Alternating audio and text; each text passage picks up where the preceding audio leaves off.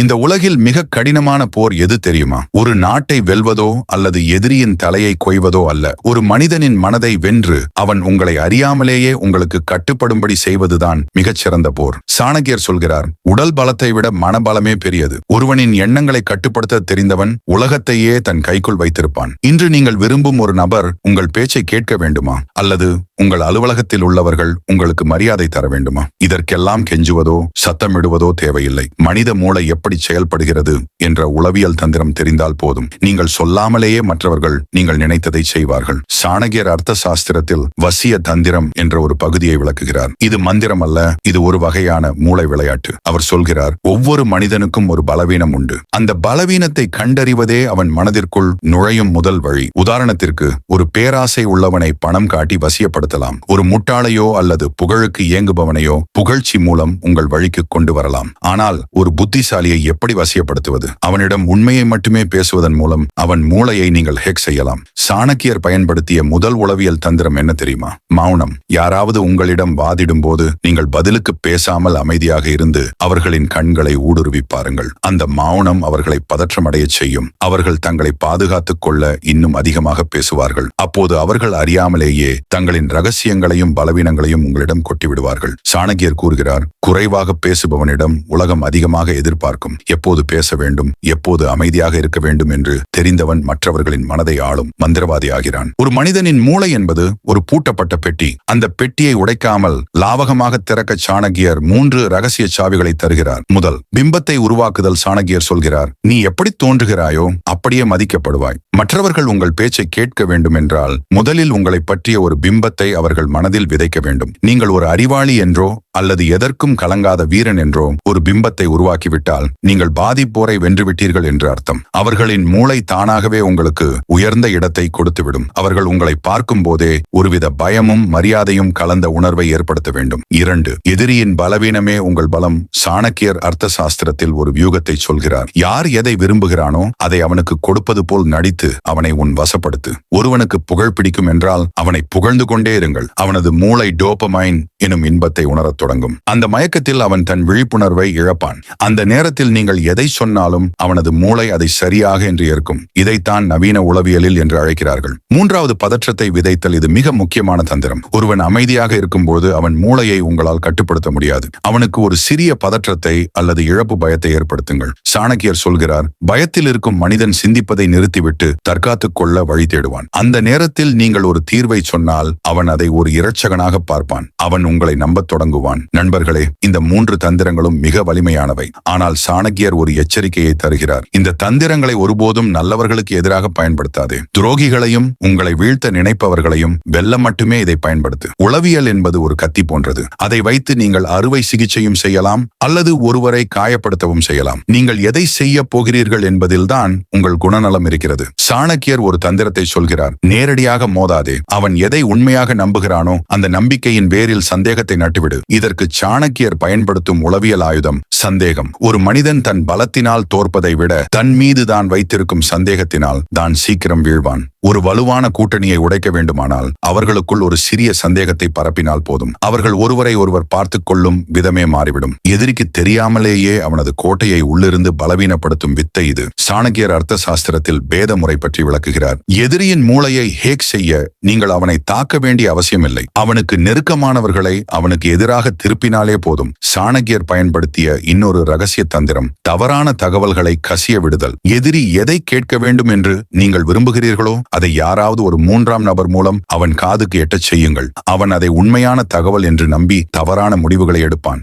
அவன் தன் மூளையை தானே ஹேக் செய்து கொள்வான். சாணக்கியர் கூறுகிறார், சிங்கம் இரைக்காக காத்திருக்கும் போது சத்தமிடாது. அதுபோல உன் தாக்குதல் தொடங்கும் வரை உன் எதிரிக்கு நீ நண்பனாகவே தோன்ற வேண்டும். இங்கே ஒரு முக்கியமான உளவியல் நுணுக்கம் இருக்கிறது. நீங்கள் ஒருவரை வீழ்த்த விரும்பினால் அவருக்கு அளவுக்கு அதிகமான மரியாதையை கொடுங்கள். அந்த மரியாதை அவரது மூளையில் ஒரு மமதையை ஈகோ உருவாக்கும். அந்த மமதையில் அவர் தன் பாதுகாப்பு கவசத்தை தளர்த்துவார். அந்த வினாடிதான் நீங்கள் தாக்க வேண்டிய சரியான நேரம். மற்றவர்களின் மூளையை ஹேக் செய்வதை பற்றி பார்த்தோம். ஆனால் இதே தந்திரங்களை யாராவது உங்களுக்கு எதிராக பயன்படுத்தினால் இந்த உலகம் தந்திரக்காரர்களால் நிறைந்தது. உங்களை புகழ்ந்து உங்களை வீழ்த்த நினைப்பார்கள் அல்லது உங்களை பயமுறுத்தி உங்களுக்கு பின்னால் ஓட வைப்பார்கள். சாணக்கியர் சொல்கிறார், உன் மனக்கோட்டையின் கதவு உனக்கு தெரியாமல் திறக்கப்படக்கூடாது. உன்னை யாராலும் ஆள முடியாது என்ற எண்ணமே உனக்கான முதல் பாதுகாப்பு. மற்றவர்கள் உங்களை எப்போது கட்டுப்படுத்துவார்கள் தெரியுமா? நீங்கள் அதிக கோபத்திலோ அல்லது அதிக மகிழ்ச்சியிலோ இருக்கும் போதுதான். சாணக்கியர் கூறுகிறார், உணர்ச்சி வசப்படுபவன் தன் அறிவை எதிரியிடம் அடகு வைக்கிறான். யாராவது உங்களை புகழும் போது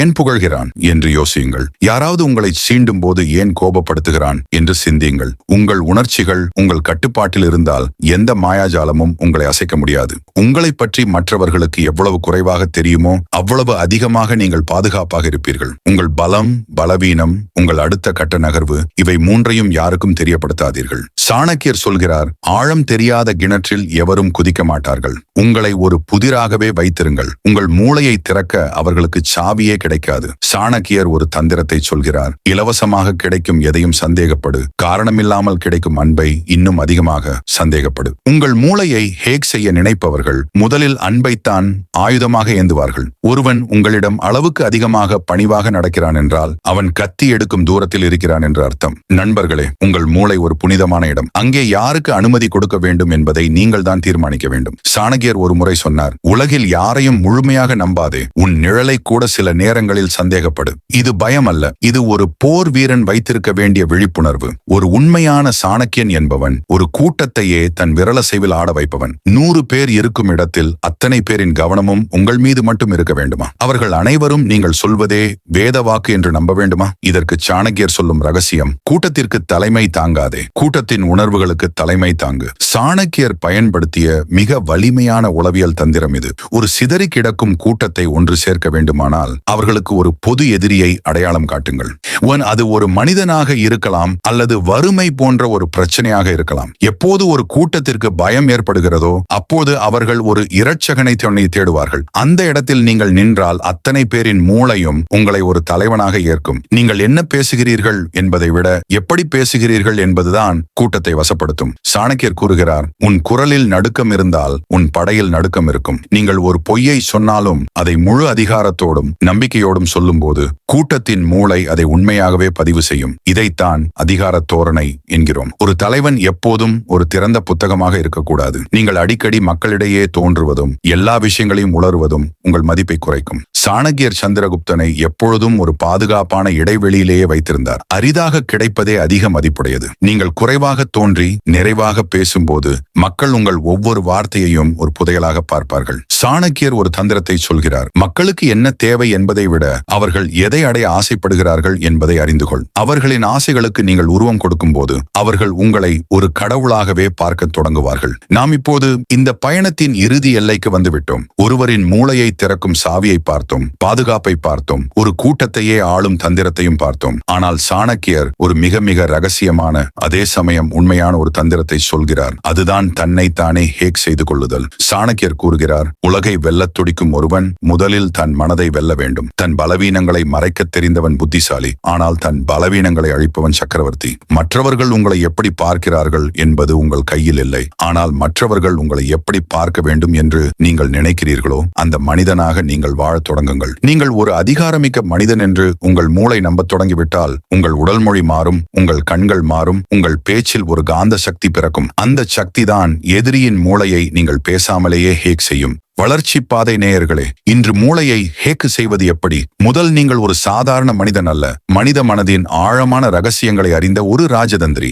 இப்போதே உங்களை நீங்களே கேட்டுக்கொள்ளுங்கள், நீங்கள் ஆளப்போகிறீர்களா அல்லது ஆளப்படப் போகிறீர்களா? உங்கள் பதில் நான் ஆளப் பிறந்தவன் என்பதாக இருந்தால் இப்போதே கமெண்ட் பாக்ஸில் ஐ ஆம் a லீடர் என்று கர்ஜனையோடு பதிவிடுங்கள். உங்கள் ஒவ்வொரு கமெண்ட்டும் உங்கள் புதிய ஆளுமைக்கான முதல் படி. இந்த வீடியோ உங்கள் பார்வையை மாற்றியிருந்தால் உங்கள் நண்பர்களுக்கும் இதை பகிருங்கள். வளர்ச்சி பாதை சேனலுக்கு சப்ஸ்கிரைப் செய்து உங்கள் அதிகார பயணத்தை தொடருங்கள். நினைவில் கொள்ளுங்கள், உலகம் ஒரு செஸ் பலகை. நீங்கள் வெறும் காய் அல்ல, நீங்கள் அதை ஆளும் ஆட்டக்காரன். வாழ்க வளமுடன், வெற்றி நிச்சயம். அடுத்த ஒரு அதிரடி வீடியோவில் உங்களை சந்திக்கிறேன். இது உங்கள் வளர்ச்சி பாதை.